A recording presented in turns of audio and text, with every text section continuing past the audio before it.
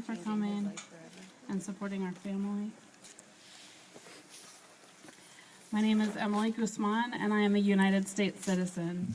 My husband, Pedro Guzman, has been detained by immigration at Stewart Detention Center for more than a year. As many of you know, most detainees either give up their fight, or do not fight at all. They do not give up because they are guilty and believe they deserve to leave the country. Most give up because of the conditions in which they are detained and the lack of due process within the immigration system.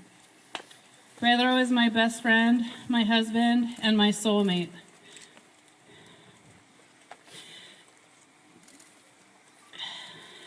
Over the more than 10 years we have been together, he has been a wonderful man, husband, and since our son Logan was born, an amazing father.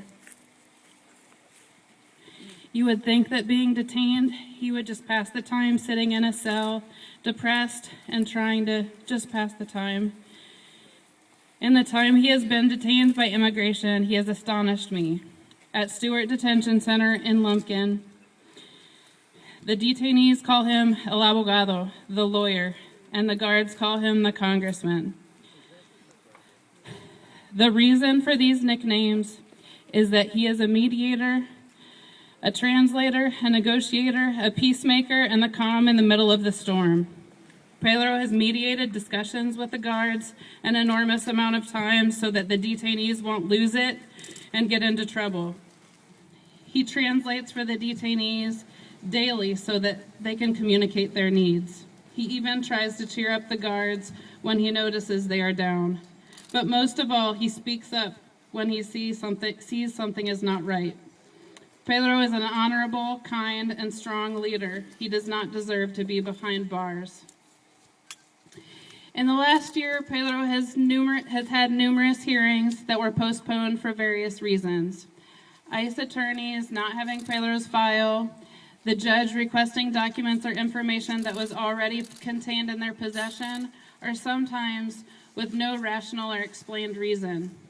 Through the appeals process, Pedro was recommended a bond by the Board of Immigration Appeals, but then the original judge denied him bond again. That is not an appeals process. That is not justice. The conditions at Stewart are horrible. Pedro has not been able to eat the food and sustains himself on ramen noodles that I send him money to buy.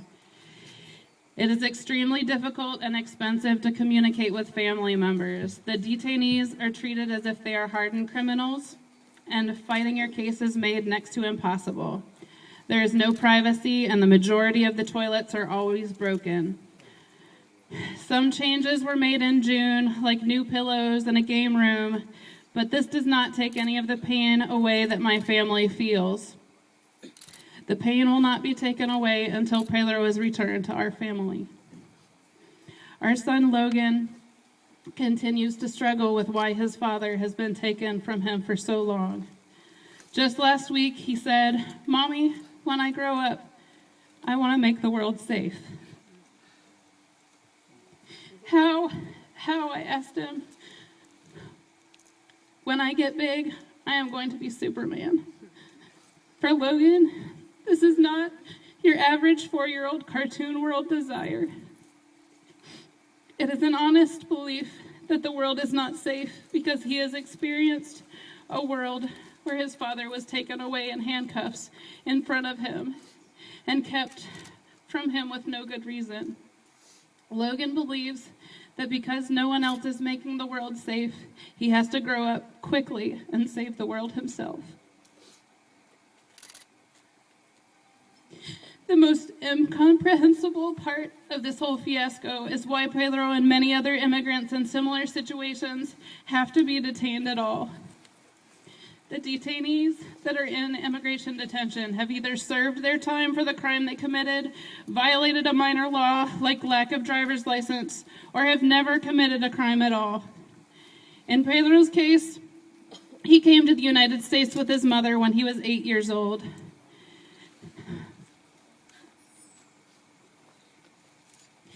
Missing the presence of his own father and being raised by a hardworking single mother, as a teenager, he fell into the wrong crowd, During that time, he was charged twice with a very small amount of marijuana, and one of those charges has since been dismissed.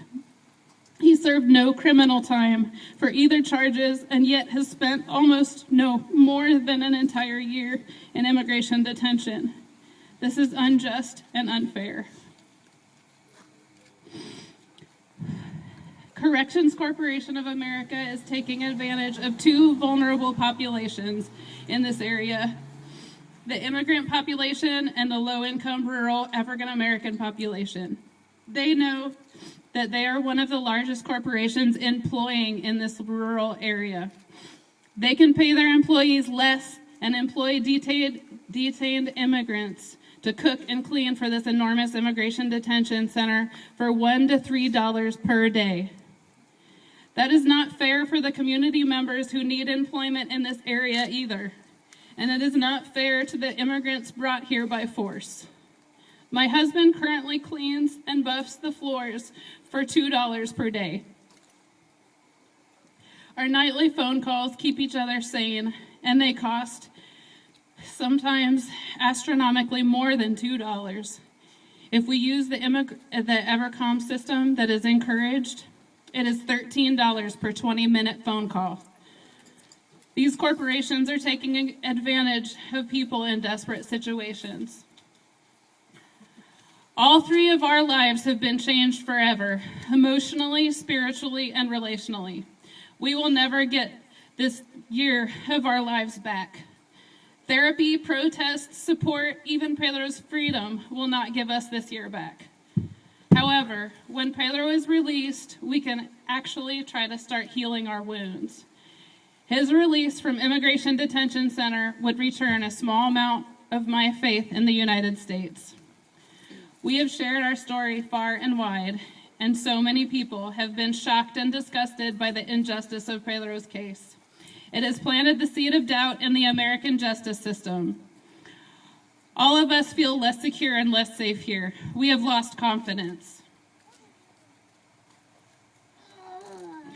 If our campaign to release Pedro succeeds and is granted his freedom here in the United States, our family, our friends, our community, and the thousands of people that our story has touched can begin to heal.